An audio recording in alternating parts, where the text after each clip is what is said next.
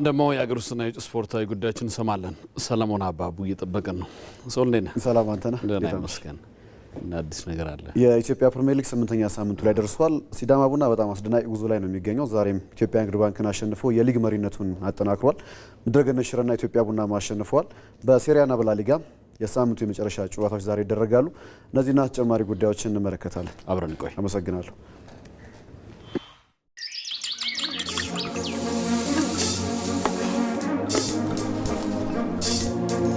ለምትሳሱላቸው ልጆቻችሁ ከራሳችሁ ለምታስቀድሟቸው ነጋቸው የተቃና እንዲሆን ለፍታችሁ ደክማችሁ በአንዱራ ልዩ የህፃናት ቁጠባ የምታስቀምጡት ጥሪት ህልማቸውን ለማድረግ ያግዛቸዋል።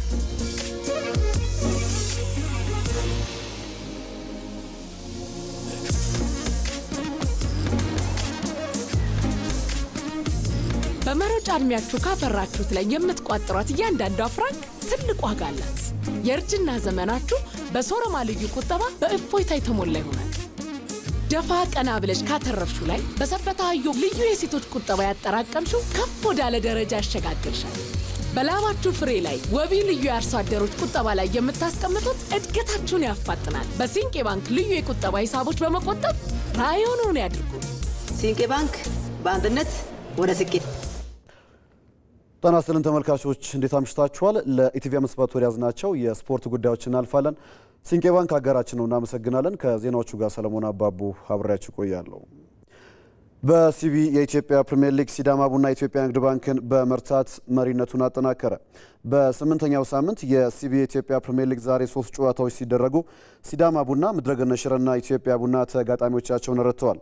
በአዲስ አበባ ስታዲየም የሊጉ መሪ ሲዳማ ቡና ከኢትዮጵያ ንግድ ባንክ ጋር ያደረገውን ጨዋታ በብርሃኑ በቀለ ግብ 1-0 ማሸነፍ ችሏል።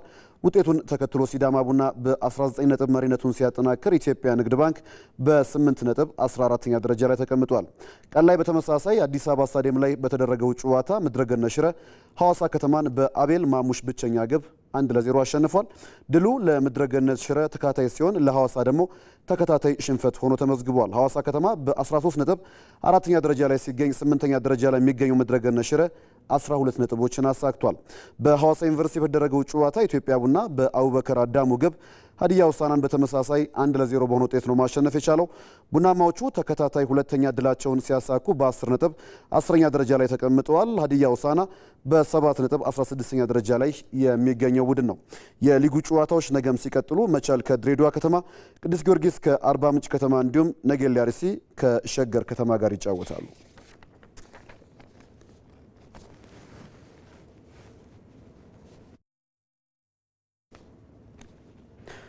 በኢትዮጵያ አስተናጋጅነት የተካሄደ በሚገኘው የሴካፋ ከ17 ዓመት በታች የአፍሪካ ዋንጫ ማጣሪያ ውድድር ነገ የፍጻሜና የደረጃ ጨዋታዎችን በማስተናገድ ይጠናቀቃል። ትናንት በግማሽ ፍጻሜው በዩጋንዳ ተሸንፎ ከዋንጫው ፉክክር ውጭ የሆነው የኢትዮጵያ ከ17 ዓመት በታች ብሔራዊ ቡድን ከ22 ዓመታት በኋላ ወደ አፍሪካ ዋንጫው ለመመለስና 3ኛ ደረጃን ይዞ ለማጠናቀቅ ነገ ከኬንያቻው ጋር ይጫወታል። ሁለቱ ብሔራዊ ቡድኖች በምድብ የመጨረሻ ጨዋታ ተገናኝተው የኢትዮጵያ ከ17 ዓመት በታች ብሔራዊ ቡድን 1-0 በሆነ ውጤት ማሸነፉ ይታወሳል። ጨዋታው በአበበ ቢቂላ ስታዲየም ቀን 6 ሰዓት ላይ ይደረጋል። 9 ሰዓት ላይ በሚደረገው የፍጻሜ ጨዋታ ወደ አፍሪካ ዋንጫው አስቀድመው ያለፉት ታንዛኒያና ዩጋንዳ ዋንጫውን ለማንሳት ይፋለማሉ። በተመሳሳይ ምድብ ውስጥ የነበሩት ሁለቱ ቡድኖች ኬንያና ኢትዮጵያን ጥለው ለፍጻሜ ማለፋቸው የሚታወስ ነው። ከ17 ዓመት በታች የአፍሪካ ዋንጫ በሞሮኮ አስተናጋጅነት የሚደረግ ሲሆን ከሴካፋ ቀጠና 3 ሀገራት በውድድሩ ላይ የሚሳተፉ ይሆናል። የቢሾፍቱ መገለጫ ሊሆን የሚችል ስፖርታዊ መርሃ ግብር ከዚህ በኋላ በወጥነት እንደሚካሄድ የኢፌድሪ አየር ኃይል ዋና አዛዥ ሌተናል ጀነራል ይልማ መርዳሳ ተናገሩ። ውጤታማ የነበረውን የአየር ኃይልን አትሌቲክሳዊ አበርክቶ ለመመለስም ድጋፍ እንደሚደረግም የኢትዮጵያ አትሌቲክስ ፌዴሬሽን አስታውቋል። እድሪስ አህመድ ተጨማሪ አለው። ለአየር ኃይል እድገት በሙሉ አቅሜ እሮጣለሁ የኢፌድሪ አየር ኃይል 9ኛ ዓመት ክብረ በዓል መሪ ቃል ነው። በተለያዩ መርሃ ግብሮች እየተከበረ የሚገኘው 9ኛው ዓመት ትላንት በቢሾፍቱ ከተማ 25000 ሰዎች የተሳተፉበት የ10 ኪሎ ሜትር የጎዳና ላይ ውድድር አካሂዷል። የትኛውም አካባቢ ገብታችሁ ብትጠይቁ ሁሉም የአየር ኃይል ቤተሰብ ናቸው። አየር ኃይል ከተመሰረተበት ጀምሮ የከተማው አመሰራረት የአየር ኃይል አመሰራረት ጋር በእጅጉ የተቆራኘ ነው። ምስረታውን እርሷ ላይ አድርጎ አድጎና ዘመናትን ተሻግሮ 9 ዓመታትን የደፈነው የኢፌዴሪ አየር ኃይል ዋና አዛዥ ሌተናንት ጄኔራል ይልማ መርዳሳ በሩጫ ውድድሩ ላይ እንደተናገሩት መሰል ውድድሮች ከስፖርትነት ባለፈ ዘርፈ ብዙ ፋይዳ እንደሚኖራቸው አንስተዋል። ከተማችን ጽዱ ከሆነ፣ ከተማችን ሰላም ከሆነ፣ አገልግሎት አሰጣጣችን እጅግ በጣም ዘመናዊ ከሆነ እንደዚህ አይነት ፌስቲቫሎችን ቢያንስ 2 ጊዜ እንኳን 3 ጊዜ በአመት ብናከብር ምን ያክል ከታች ከመጨረሻ ደሃ ከምንለው ሰው እስከ ሀብታሙ ገቢ እንደሚመጣ አስቡ። ይህ እንደመነሻ ሆኖ ከዚህ በኋላ የከተማዋ መገለጫ የሆኑ በይዘትም በጥራትም ከፍ ያሉ መርሃ ግብሮች በወጥነት እንደሚዘጋጁም በመድረኩ ተገልጿል። በነገራችን ላይ ይሄ ሩጫ የቢሾፍቱ ብራንድ ነው። ለቢሾፍቱ ከተማ ብራንድ ነው። በየአመቱ ምናልባትም ከዚህ በኋላ ከዚህ እጥፍ በርካታ እጥፍ በሚቆጠር ህዝብ ይከበራል በየአመቱ። ለዚህ ራሳችንን ማዘጋጀት አለብን። እየመጣ ላለው እድገት፣ እየመጣ ያለው ልማት ራሳችንን ማዘጋጀት መቻል አለብን። ከኢትዮጵያ አትሌቲክስ ግዙፍ የስኬት ትላንቶች አየር ኃይል በኦሎምፒክ ጭምር የተገለጠ ድርሻ ነበረው። ያንን ለመመለስ በሚደረገው ጥረት ሙሉ ድጋፍ አደርጋለሁ ያለው የኢትዮጵያ አትሌቲክስ ፌዴሬሽን ነው። የኢትዮጵያ አየር ኃይል በአትሌቲክሱም ትልቅ ታሪክ ያለው አየር ኃይል ነው። አየር ኃይል የሚባል ክለብ ነበረ። የሻምበል ምሩጽ ይፍጠር ክለብ ነው። እሳቸውን ያፈራ ክለብ ነው። እሳቸውን ለውጤት ያበቃ ክለብ ነው። ሌሎችም አትሌቶች እንደዛው ማለት ነው እና እንግዲህ በፊት ብዙ ስራ ሰርቷል። አሁን ደግሞ በአትሌቲክሱ በዚህ መልኩ ተመልሷል። ክለብም እንደሚያቋቁሙ ክቡር ጀነራል ቃል ገብተውልናል። ስለዚህ ይሄ በጣም ትልቅ ነገር ነውና እኛም እንግዲህ እንደዚህ አይነት ዝግጅቶች ሲኖሩ ማገዝ ግዴታችን ነው፣ ለአትሌቲክሱ ስለሚጠቅም ማለት ነው። ስለዚህ በምንችለው መልኩ እናግዛለን። ሌሎች የሚፈልጉ ካሉ እያገዝን አትሌቲክሳችንን እናሳድጋለን ማለት ነው። 25000 ሰዎች ተሳታፊ በነበሩበት የ10 ኪሎ ሜትር የጎዳና ላይ ውድድር በወንዶች ጌታነህ ሞላ ከመቻል፣ በሴቶች ቢቂሊ አንበሶ ከኦሮሚያ ፖሊስ አሸናፊ በመሆን የ500,000 ብር ተሸላሚ ሆነዋል።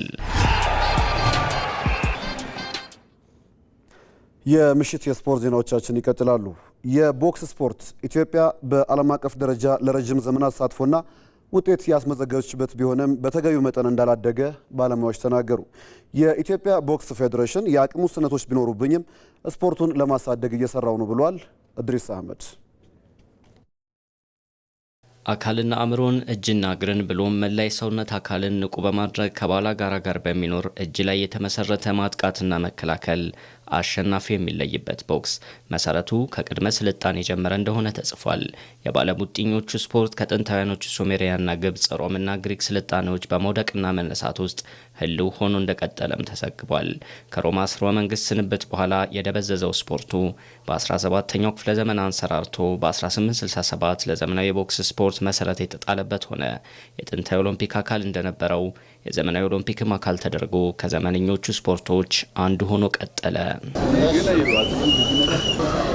ኢትዮጵያ ልክ እንደ አትሌቲክስና ብስክሌት ሁሉ በኦሎምፒክ መድረክ ከተወከለችባቸው ስፖርቶች አንዱ ቦክስ ነው።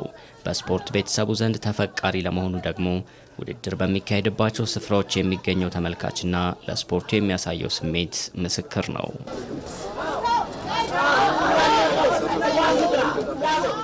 ቦክስን ከስፖርቶች መርጠው የድልና ስኬታችን መዳረሻ ይሁነን ያሉትም ጥቂት አይደሉም። ሆኖም ይህ የዘመናት አህጉራዊና ዓለም አቀፋዊ ተሳትፎና ውጤት ያለው ስፖርት በኢትዮጵያ መድረክ የሚገባው ቦታ ላይ ደርሷል ወይ የሚል ጥያቄ መነሳቱ አልቀረም። ለዚህም ማሳያዎች ይቀርባሉ። ሀገራችን በኦሎምፒክ የምትወከልበት ስፖርት የነበረ እንትንን በዚህ ደረጃ አሁን በምናየው ደረጃ ሆኖ ማየቱ ትንሽ ከባድ ነው። የሚገባውን ትኩረት ከመንግስት የሚሆን ከተለያዩ ባለሀብቶች የተለያዩ ብቻ ይህን ነገር የተሻለ ነገር ማድረግ ከሚችሉ ሰዎች የተሻለ እይታ እያገኘ ነው ብዬ አላስብም። እውነት ለመናገር በሚፈለገው ልክ አድጓልም፣ በሚፈለገው ልክም ብዙ ነገሮችን እያገኘ ነው ማለት ይከብዳል። ግን በተቻላቸው አቅምና በሚችሉት ልክ ኢንተርናሽናል ውድድሮችንም እንደዚህ አይነት ውድድሮችንም በጣም እየሞከሩልን ያሉ ፌዴሬሽኖች ናቸው። በዚህ አጋጣሚ ማመስገን እንፈልጋለን ፌዴሬሽኑ። ሁሉም ቦታዎች ሲገነቡ፣ ማዘውተሪያዎች ሲገነቡ ቦክስን ያማከለ ቢሆን ላይክ እዚህም ቢሆን ራሱ ኢንዶር የተሻሉ ጂሞች ቢኖሩ አሪፍ ነው ማለት እንደ ፕራይቬት ሳይሆን እንደ አጠቃላይ ቲሙ የሚጠቀምበትም የተለያዩ ቲሞች የሚጠቀሙበት ነገር ቢፈጠር አሪፍ ነው። የኢትዮጵያ ቦክስ ፌዴሬሽን የማድረግ አቅሜ ውስን፣ በዚህም ምክንያት አስቻይ ሁኔታዎች የተገደቡ ቢሆኑብኝም ውድድሮችን በወጥነት ከማካሄድ ባለፈ ስፖርቱ ላይ የሚሰሩ አካላትን መደገፌን አላቋረጥኩም እያለ ነው። እኛ እንደ ብሔራዊ ፌዴሬሽን ዋናኛ ስራችን ምንድነው? ክልሎችን፣ ክለቦችን ማገዝ ነው። የኛ ስራ የበቁትን ወደ ሀገር እንዲመጡ ሀገራቸውን እንዲወክሉ እገዛ ማድረግ ነው።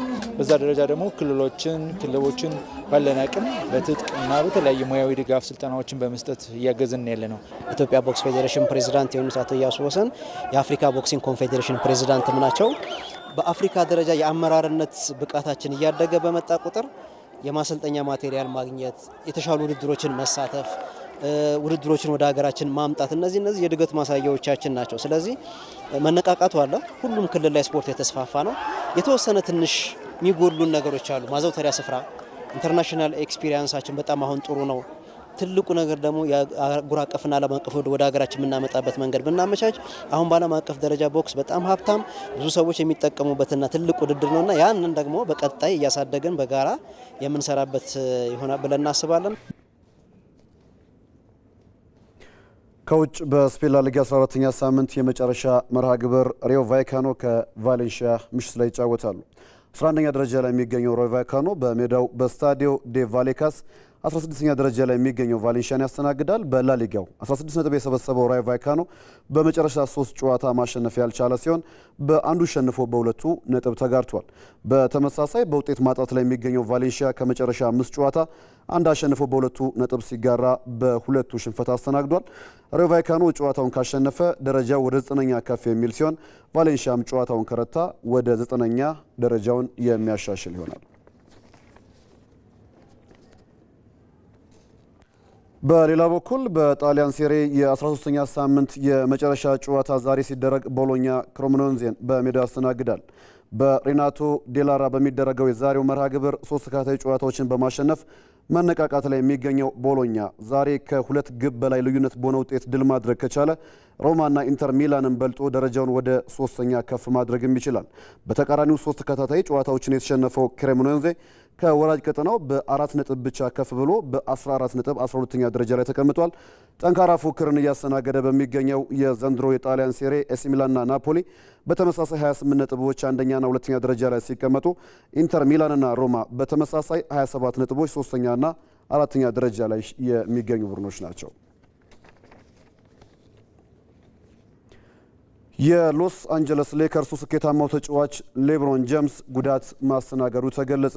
በአሜሪካው ኤንቢኤ ቅርጫት ኳስ ሊግ የምንጊዜም ከፍተኛ ጎል አስቆጣሪው ሌብሮን ጄምስ በግራ እግሩ ላይ ባጋጠመው ጉዳት ቡድኑ በሊጉ የሚያደርጋቸው ቀጣይ ጨዋታዎች እንደሚያመልጡትም ተገልጿል። የኤልኤ ሌከርሱ አሰልጣኝ ጄጄ ሬድሪክ የ40 ዓመቱ ስኬታማው ተጫዋቻቸው ፔሊካንስን በሚገጥመው ጨዋታ እንደማይኖርና ከጉዳት ባሻገር ያለው የጤንነቱ ጉዳይ በአቅሙ ላይ ተጽዕኖ እንዳሳደረበት ተናግረዋል። 40 ዓመቱ ላይ የሚገኘው ሌብሮን ጄምስ አስቀድሞ ባጋጠመው ሕመም የመጀመሪያ 14 የኤንቢኤ የሊግ ጨዋታዎች አልፈውት እንደነበርም የሚታወስ ነው። ተጨማሪ ዜናዎችና የውይይት ጉዳዮችን አካተን ምሽት 2 ሰዓት ላይ በቲቪ መዝናኛ እንጠብቃችኋለን።